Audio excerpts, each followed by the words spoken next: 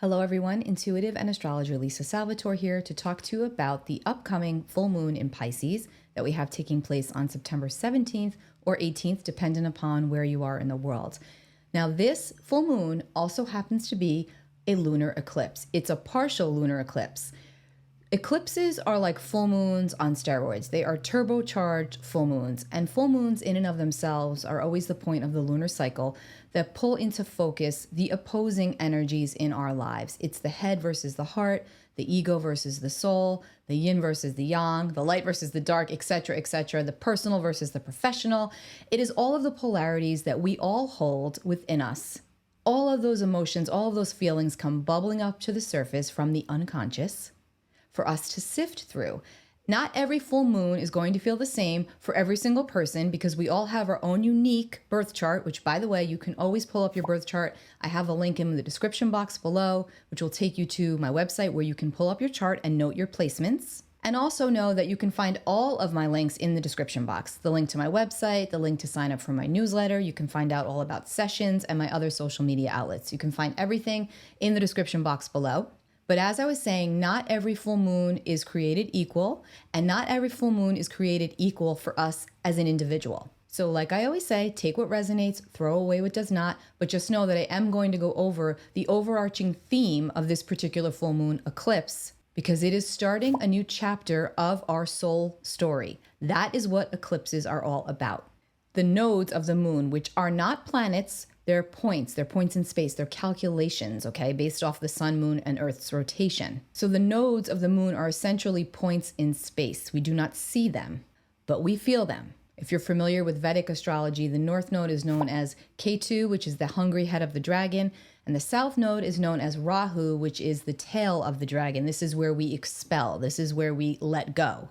And that is what the north and south nodes represent within our lives, within our charts, okay? The north node is always what we are reaching toward. It is a point of hunger, often insatiable hunger on the soul level. It's a point of hunger and it's a point of increase, where the south node is a point of decrease. The south node is like the Achilles heel. It's what we naturally possess. It's the qualities that we already know, that we already have. And the north node is what we're striving toward. So the south node is more connected to release, where the north node is more connected to reaching for bringing in, for acquiring and attaining. It is where we stretch toward growth. Now, eclipses are always known as fated points in time. So the nodes do indicate they are referred to as the nodes of fate or the nodes of destiny. Eclipses are like the winds of change. Eclipses happen in pairs. Sometimes we'll have three. And you might recall that since 2003, we've had the nodes in Aries and Libra. The north node's been in Aries and the south node has been in Libra, and they still are. And so collectively speaking, the growth has been on where am I an individual? Where do I need to have more courage? Where do I need to authenticate my identity, my existence? Where do I need to advocate more for myself? Where do I need to have courage? Where do I need to be the leader in my own life? That's the Aries north node. And we're all there collectively in different ways. The south node in Libra is about where might I be people pleasing too much? What relationships am I sacrificing too much of myself, and where are the power dynamics and the imbalances? This is what the Libra South Node has been trying to show all of us, and it has felt and it has been very karmic. I know everybody has been going through a huge metamorphosis when it comes to their personal relationships, their relationship to self and relationship to others, relationships of all kinds. There's been a huge shedding that has been occurring on the collective levels. A lot of situations and relationships have been let go out of our lives by either our own doing, or the universe comes in, kicks things up, and takes these situations and or relationships out of our lives, because that is what is required for our own growth. Now, we're still there because the north node is still in Aries and the south node is still in Libra. However, the full moon eclipse that we have occurring is actually in the sign of Pisces. It's at 25 degrees of Pisces. And the reason why this is so significant is because the north node will not officially enter the sign of Pisces until January 5th, I believe. January 11th. The north node will enter Pisces officially on January 11th, and the south node will move back into Virgo on the same date because Virgo and Pisces are the opposite signs. They travel as a pack, in a pair. So that is when the nodes will officially shift. We'll have the nodal shift, and this occurs roughly every 18 months. So the North Node entered Aries back in July of 2023, and the South Node entered Libra at the same time. And now the nodes will shift back into Pisces and Virgo because the nodes naturally move in a retrograde motion. The nodes will move back into Pisces and Virgo, the North Node in Pisces, South Node in Virgo, on January 11th of 2025. So this particular partial full moon lunar eclipse is telling us a piece of the story of what the next 18-month cycle with the eclipses could be indicating for you personally.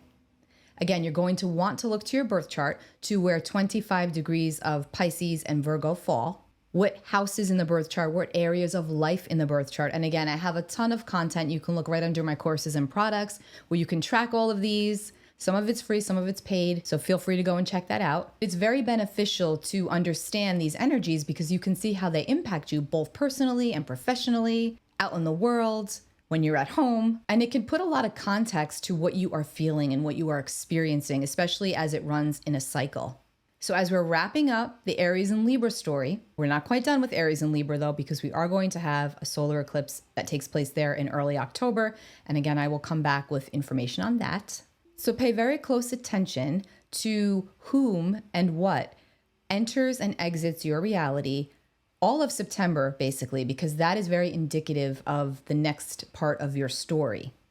Because the eclipses will typically bounce back and forth between those two houses of your birth chart. Those two areas of life are going to be the focus because that's where Virgo and Pisces reside. Hope that makes sense. I know that was a lot of information, and I'm going to go ahead and pull up the chart for the lunar eclipse in a moment.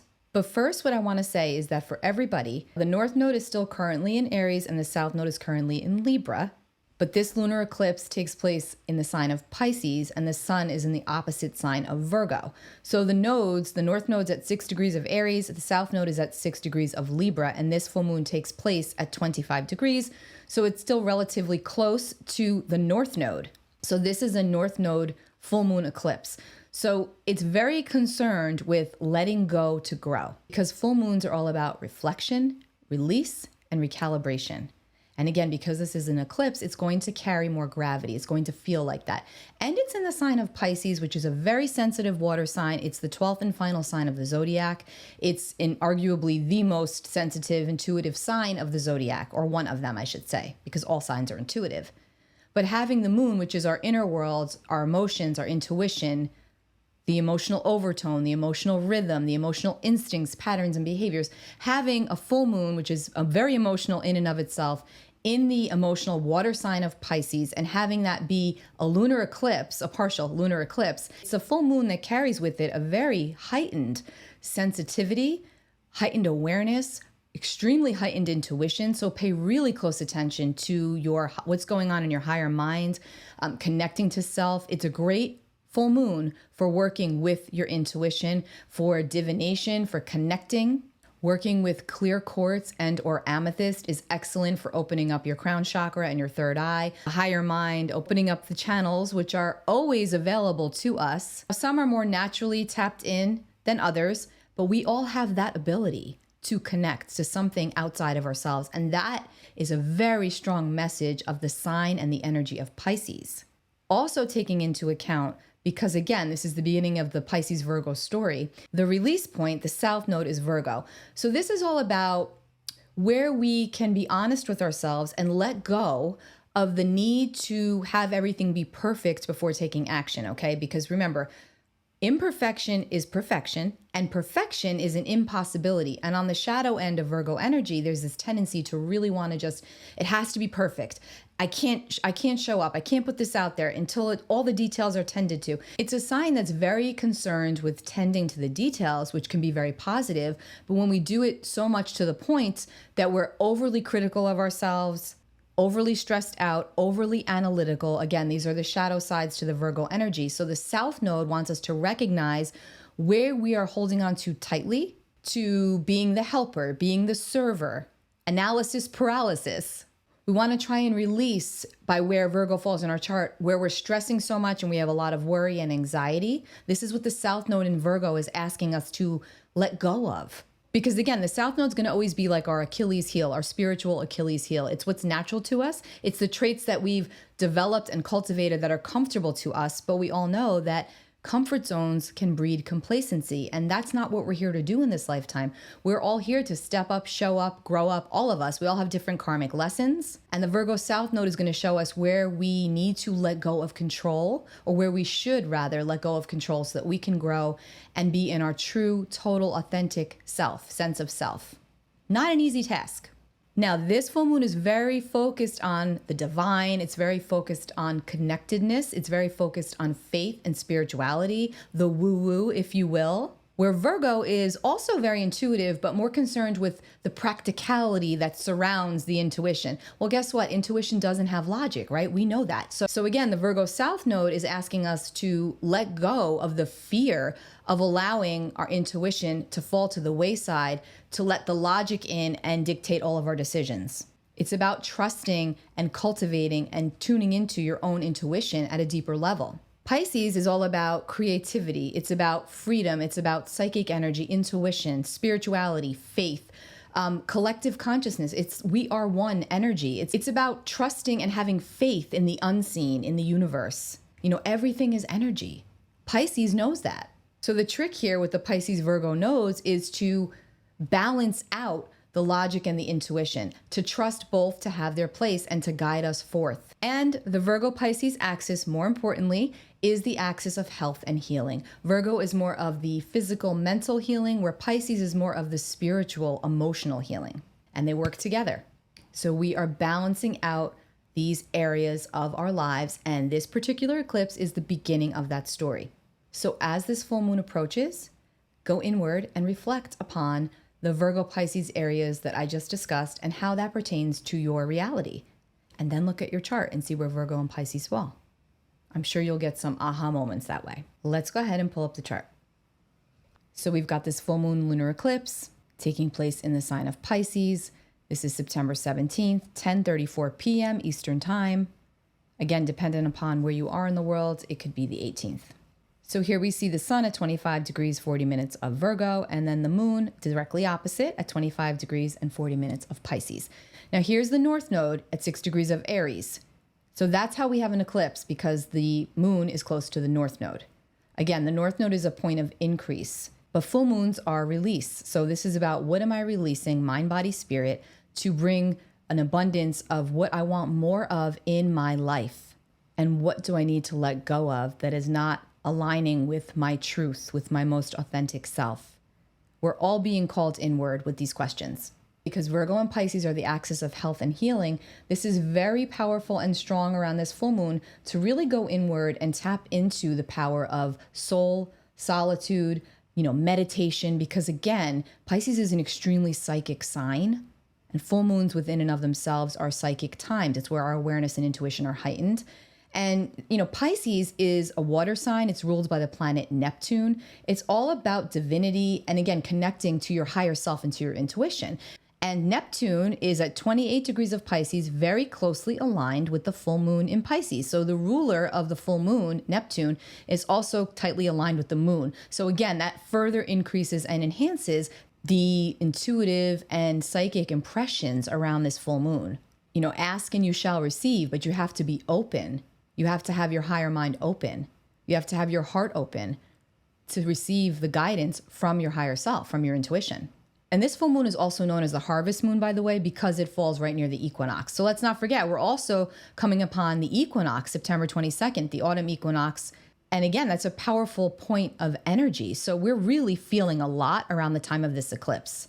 And this is the harvest moon, and it's always a really good idea to reflect back to the last celestial checkpoint. So think back to March, the end of March, where we had the spring equinox.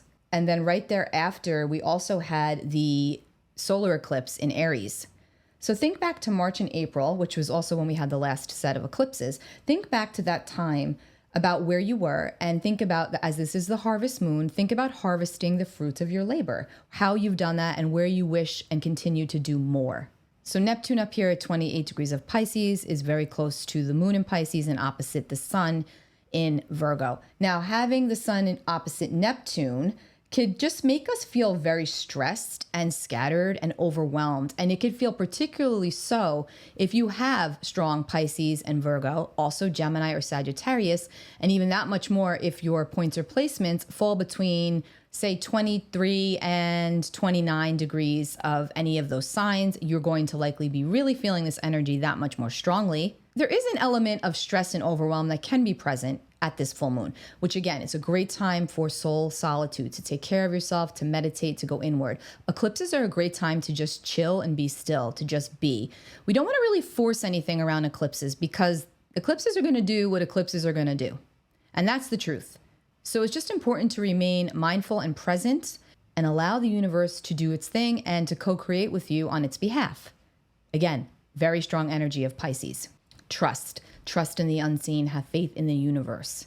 This also puts a strong emphasis on the physical and the spiritual healing, the physical and the metaphysical as well, the polarities between the two. They all have their place, right? There's a lot of magic and a lot of momentum around this full moon. Eclipses are points of destiny. And so yes, destiny and fate are very real, but also so is our free will. Remember, at the end of the day, we all hold the pen. You hold the pen to co-create your own story, to co-create your destiny, with, of course, the help of the divine or spirit, the universe, however you look at that. But this is a time where doors can swing wide open and or slam shut, and it can happen simultaneously. We also have the moon here in a wide conjunction with Saturn, so that can lend an air of practicality and seriousness to the emotional element here present at this full moon.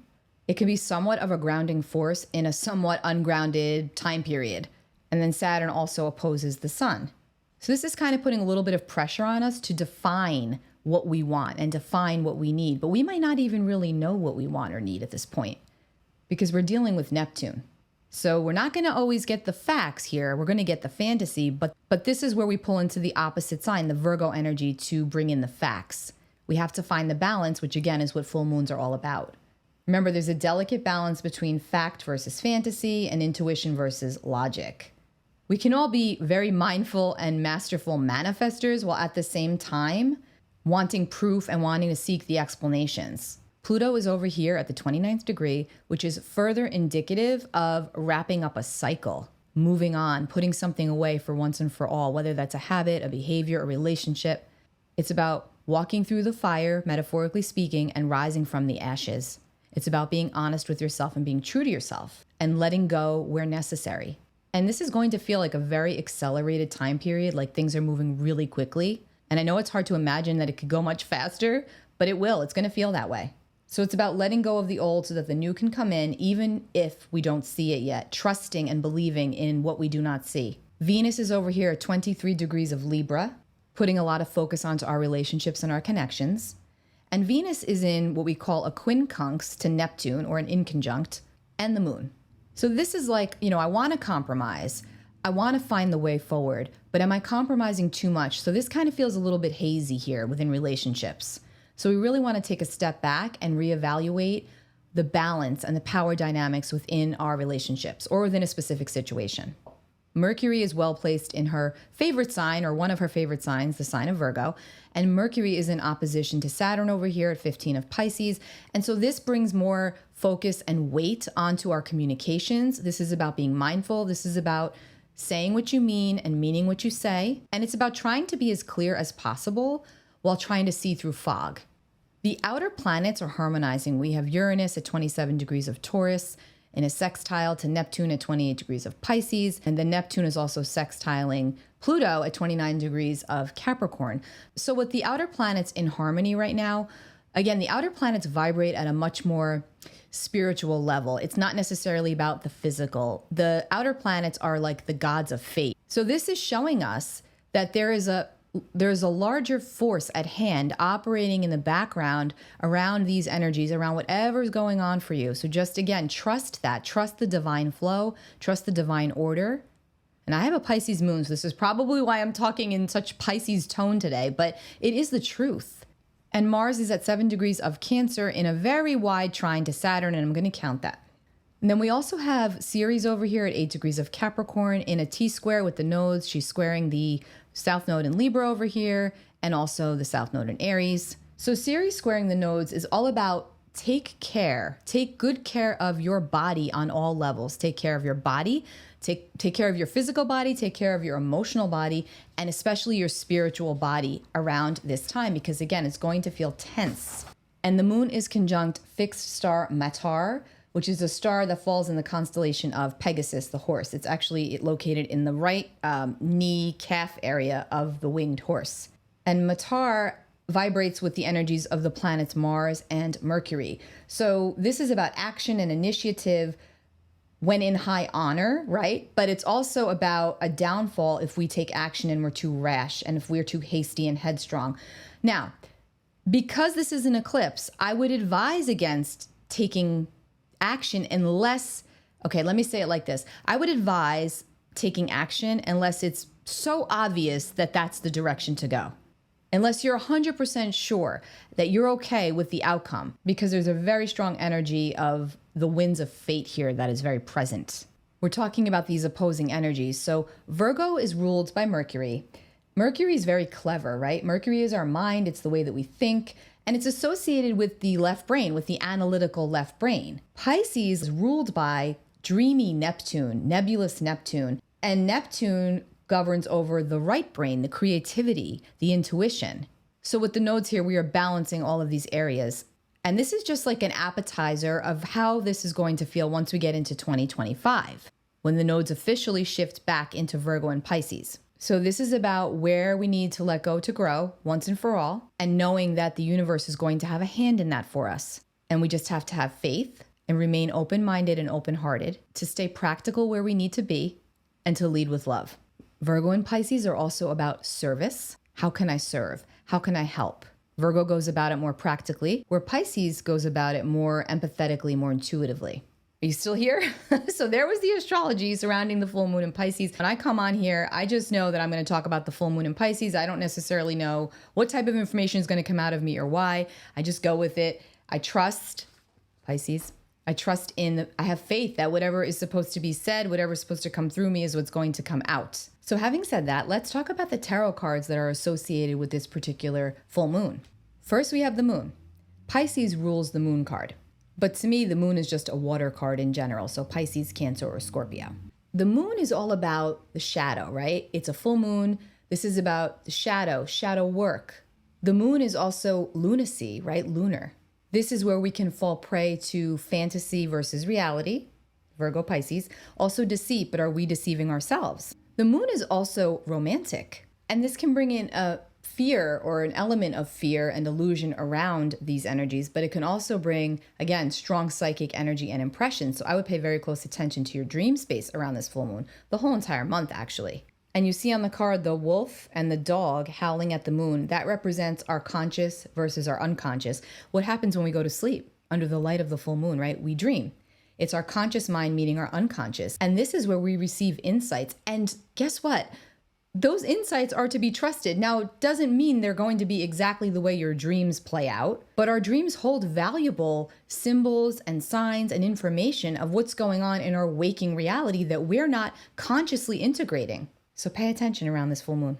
And then the death card. And I pulled in the death card because death is ruled by Scorpio. And even though this is a Pisces full moon, it falls in the third decan of Pisces, which means the final third of Pisces. So it does carry with it a scorpionic flavor. And because Pluto, the ruler of Scorpio, is at the 29th degree, again, there's more scorpionic energy, and this is more indicative of endings and of the wrap up of cycles. We're getting there. And death reminds us that death comes inevitably for everyone at some point. And I'm talking about metaphorically speaking. Death is an inevitability of life, right? And the thing about death and about Pluto in general is that it represents permanence. And that is why we fear it, because there's this feeling of, oh my gosh, what's going to be gone? I'll never get it back. What really would benefit us is to look at the rebirth process. Something has to die so that something new can be reborn in its place. And that is what this card is speaking to around this full moon. This is not about physical death. I mean, of course, yes, death is actual transition from this earth plane, and that could always be a part of it. And, not to freak anybody out, but you will notice around, if you even pay attention to the news with people that are well known, eclipse times are often more powerful for when people check out. Also, the equinoxes and the solstice points, you will notice that if you pay attention, because these are such powerful portals of energy and they're fated points in time. But again, it's much bigger than that because we all have our own unique birth chart, right? So again, don't think that that means people are going to check out literally around this full moon. But I feel that what this is representing is a death of a part of the old self to rebirth the new part. It's like the butterfly. That's the best way I can describe it with the moon and the death card and this eclipse energy. It's about the caterpillar to the butterfly. It's about the metamorphosis. We are all going through it in one or more areas of our lives. So it's important to have compassion. That's another Piscean trait. Have compassion for yourself as you go through these tumultuous times, and try to have compassion for others just as much, because everybody is fighting a battle that they do not discuss, that they do not share, or that they do not show. We are all going through things in our lives. Being kind to each other, it's literally free, and it's a great way to accrue positive karma. And also, this is Neptune, this is Pisces, this is all about creativity. So this is a very strong full moon dedicated to our own creative energies, to recognizing them at a deeper level, and to trusting the process of the direction that we want to go, the direction that our soul is calling us toward. Now let's go through where this full moon will fall for you by your sign. As always, follow your rising sign and then follow your sun sign second and your moon sign if you know it. I would suggest you follow all three because they will likely all resonate and connect. But if you're going to only follow one, I highly suggest you follow your rising sign for most accuracy. Aries rising. This full moon is pulling focus onto your spirituality, your faith, your religious beliefs, if any. You're being called inward to go deep and to really question your own faith, your faith in humanity, your faith in yourself. Your confidence might have taken a hit the last few months, but this is a point for you to really go deeply into that soul solitude that I spoke about earlier, because this full moon is actually illuminating your 12th house. And that is the space of the chart that speaks to psychic energy, the unconscious. This is where we could be self-sabotaging ourselves and thinking that it's others working against us. So this full moon is going to shine a light for you on one of two things. It's either going to be that somebody that you thought was on your team or working for you presents themselves as being false, and you find something out that really helps you to cut that off for good and move forward. And for many of you, this is going to relate to your work life, your professional life. Or you could realize that you've been sabotaging yourself all along by your thought process, and that nothing is actually going on behind the scenes, and that your paranoia has gotten the better of you. Either way, cultivating a stronger spiritual foundation is going to be the theme for you under this full moon, and that will be even more enhanced when the nodes move back into Pisces and Virgo in January. Taurus, you are definitely wrapping up loose ends when it comes to one or more significant relationships, friendships in your life. You are tired of the imbalance. You are tired of always being the one who calls, who shows up, who initiates, who takes care of others. Well, who takes care of you? But be mindful, because this full moon is going to point out to you where, why, and how others in your life might be feeling that you don't need them. You might be giving off that vibe that you're cool with all of this. So this is going to shine a light for you. This full moon is going to illuminate some part of your behavior, something that's been going on within you. It's unconscious, and it's been driving you forward to be the caretaker in a specific friendship, or maybe even two different friendships. And it could even be a group dynamic here that we're talking about, because this is the 11th house for you. So this is all about your networks, your friendships. It's also your hopes, your dreams, and your aspirations. So again, what do you need to let go of? What is not conducive towards what your future self is trying to build? There's going to be a lot of aha moments for you around this full moon, and I definitely feel like many of you are going to be letting go, or maybe even cutting off, a specific friendship in your life. And the universe is supporting you in that.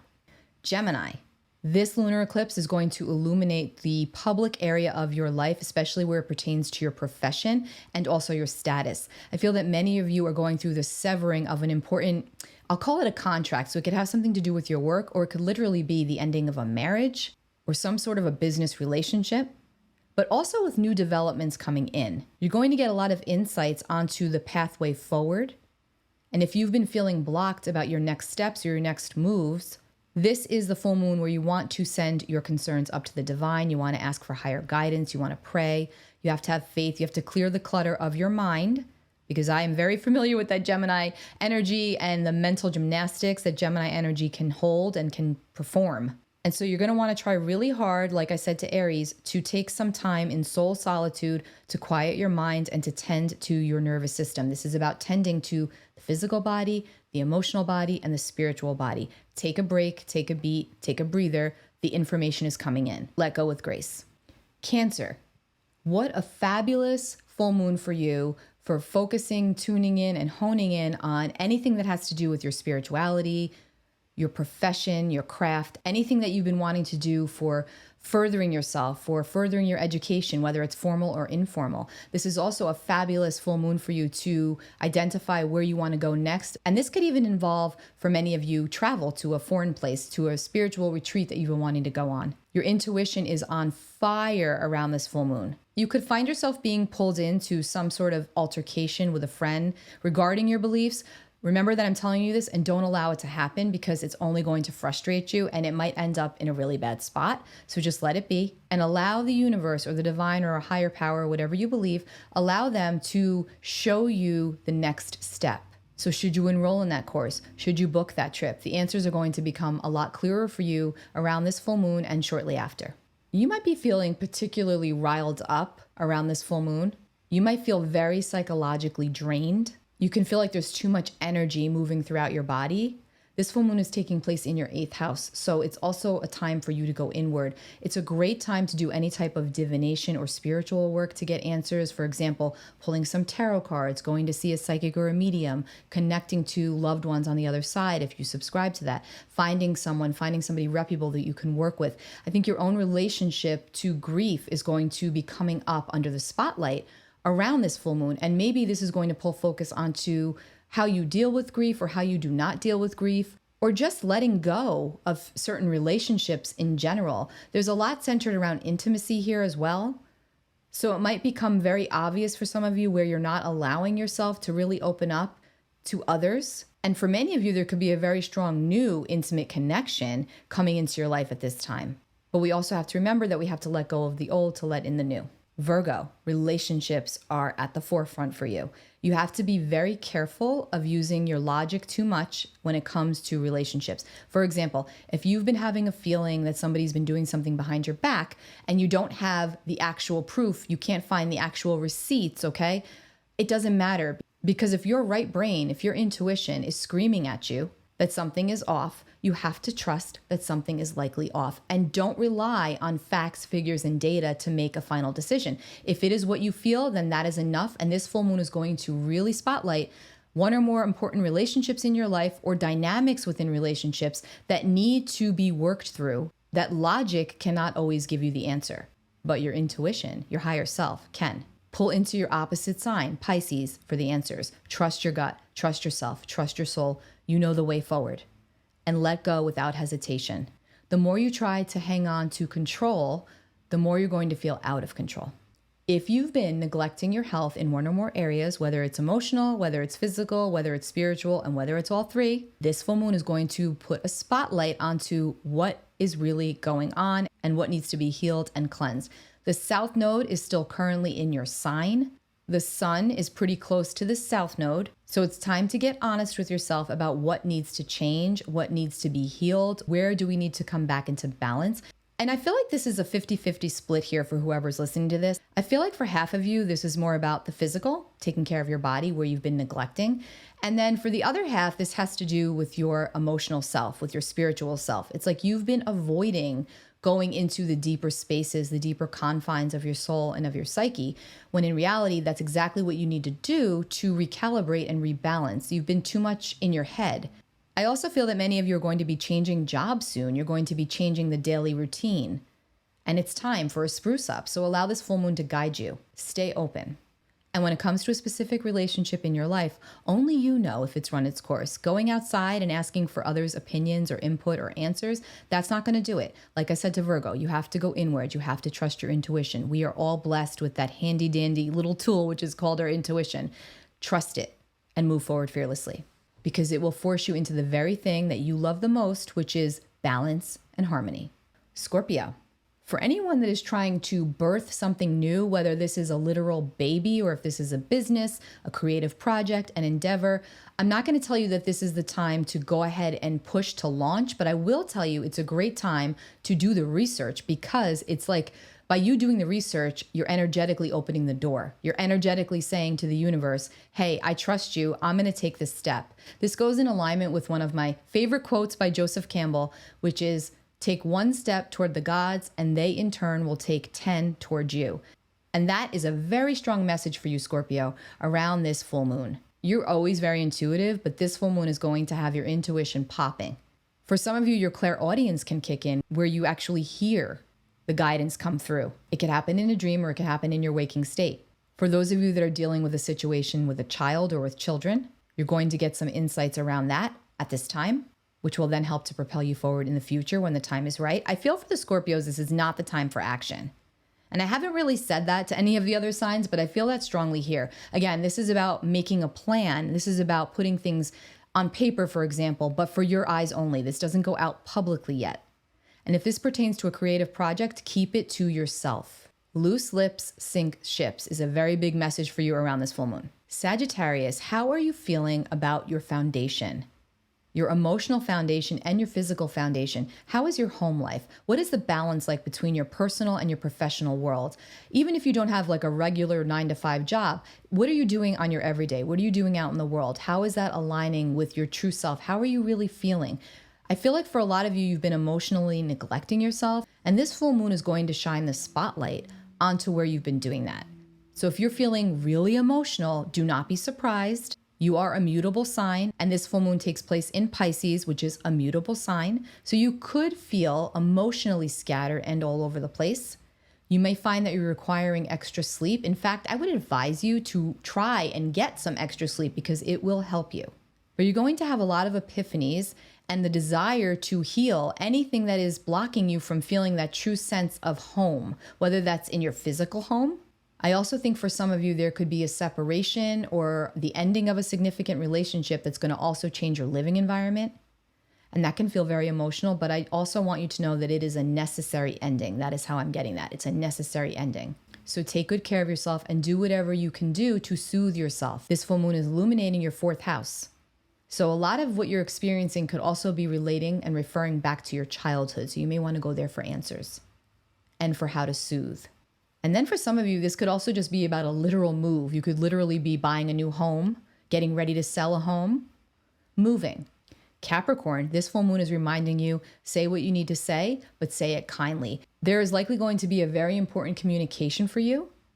And this could have to do with a colleague, a neighbor, a sibling, a cousin, somebody in those areas of life, or somebody that could mimic any of those areas of life.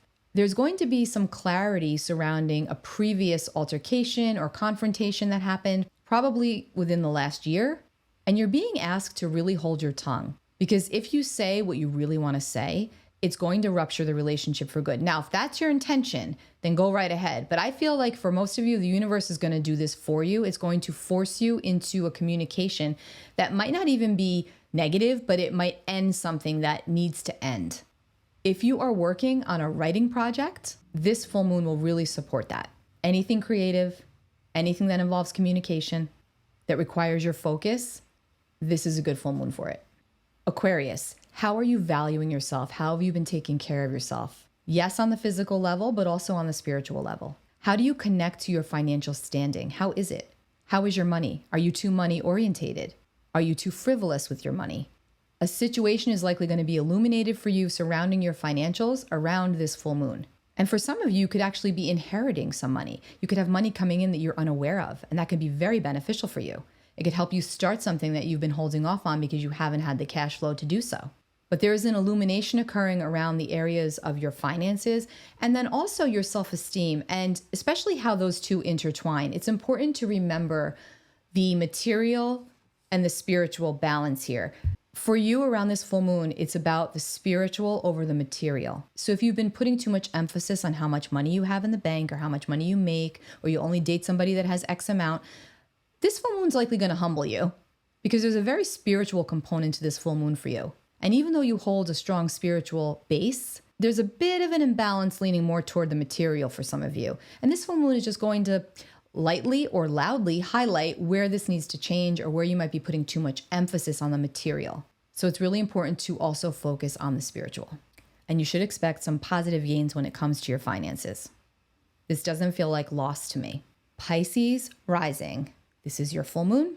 It's a lunar eclipse. For many of you, there's a very strong release process that is just a continuation of what's already been occurring, but this is like that final push for you to go over the edge. And I don't mean that literally, I mean energetically. It's like you're ready to take that final step, that final action.